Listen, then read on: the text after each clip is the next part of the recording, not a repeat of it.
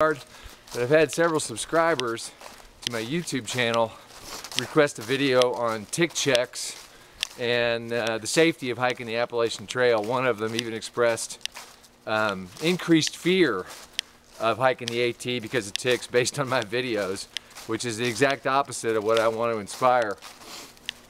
You know, think about where I am.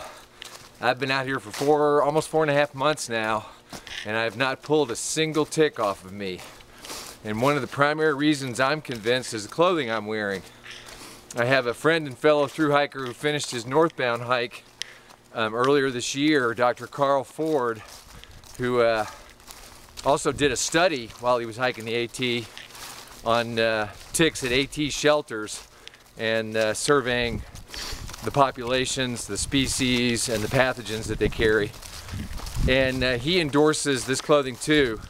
One brand name is called Insect Shield, which is the company that actually makes the fabric impregnated with permethrin, guaranteed for up to 70 washings that it'll still be effective against ticks. And he had the same experience I have so far. He hiked the whole trail northbound in the height of tick season in some of the worst infected states, you know, anywhere from Virginia on up to Pennsylvania and Connecticut, Massachusetts. You know, Lyme is in more states than those, but they're some of the worst. He saw a lot of fellow thru hikers, northbounders, going through that height of that nymphal tick season, you know, as early as March on up through July, when the tiny nymphal ticks are out in mass, the ones that spread most of these pathogens because people get bitten by them and don't even know they're sick. He did not pull a single tick off of himself for his whole thru hike, but he saw a lot of northbound friends that did. So Insect Shield clothing. I have a shirt, pants, zip-off pants. I have gaiters that go down around my shoes. My pants are tucked into those, and I even have Insect Shield socks on. The vast majority of ticks are going to get on you typically from the waist down, from low-lying vegetation, where they crawl out to the edge and they do something called questing, and they wait for the environmental signals that a warm-blooded mammal is coming down the trail and try to lop onto your clothing or the fur of an animal leg, and most of the time they're down low. Now, if you know that, you know when to do a tick check. Don't wait till the end of the day.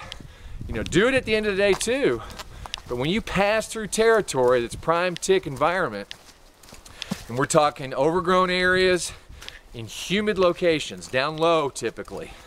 What Dr. Ford confirmed was a lot of these AT shelters are way up high, and even in the height of tick season, you didn't see a very large tick population. He collected very few specimens early in his hike. Ticks have to have humidity to survive. They become desiccated, basically dried out, and die if they are in dry areas, sunny areas. So what I'm passing through right now is basically a mountain laurel stand. A lot of moisture, retains moisture.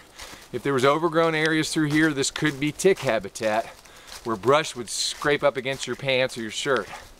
So Insect Shield clothing, it works. You can buy it pre-made. You can send your own clothing into Insect Shield. They will treat it, send it back to you, and guarantee it for 70 washings. Or you can treat your own with spray-on permethrin, which doesn't last near as long, but does work. So number one defense, do tick checks immediately after passing through an area where you brushed up against undergrowth and tick habitat. Really look from the waist down, but check high if it was an overgrown area that's hitting you in the shoulders or the torso. You know, I've got this shirt on, they get on me high. They're gonna get off or they're gonna die if they stay on this fabric long enough. Carry a mirror, small handheld mirror, for your nightly tick checks of groin areas, behind the knees, armpits, places you can't easily see, places ticks love, where blood vessels are close to the surface and where they can hide out. And it's typically moist, soft tissue. They're not going to bite you through your clothes. They have to attach themselves to your skin, and they have to be able to stay on for as much as 48 hours to finish their feeding cycle for their benefit. So tick checks at night with that mirror. A mirror is a great thing for your emergency kit to use as a signal mirror too, so you ought to have it anyway. And have a buddy, as Dr. Ford talked about in the recent email, he had a buddy that would check his back. Dr. Ford would do a close check of his scalp and his groin area in camp at night, and keep his hair cut very short.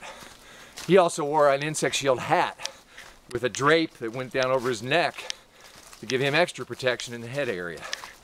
So again, he and I, northbounder, southbounder, haven't pulled a tick off of ourselves the entire trip. We're out here enjoying ourselves. We're relatively stress-free, but we're well informed and knowledgeable about the facts of tick-borne illness, the way that ticks operate, where they live, and where the risks are. So information is power. That's why we're trying to share these videos with you. Do not take fear from my experience out here, because it's not what I'm carrying. I'm right back out here, and believe you me, I know the, pardon my French, hell of chronic Lyme disease firsthand, and I'm still out here enjoying nature, but much better prepared than I was a few years ago, which is what I want for you guys. So, those are some keys. Simple, fact-based, and something everybody can do. And get out and hike. Get out and enjoy this. Just know the facts. Be prepared. Take precautions.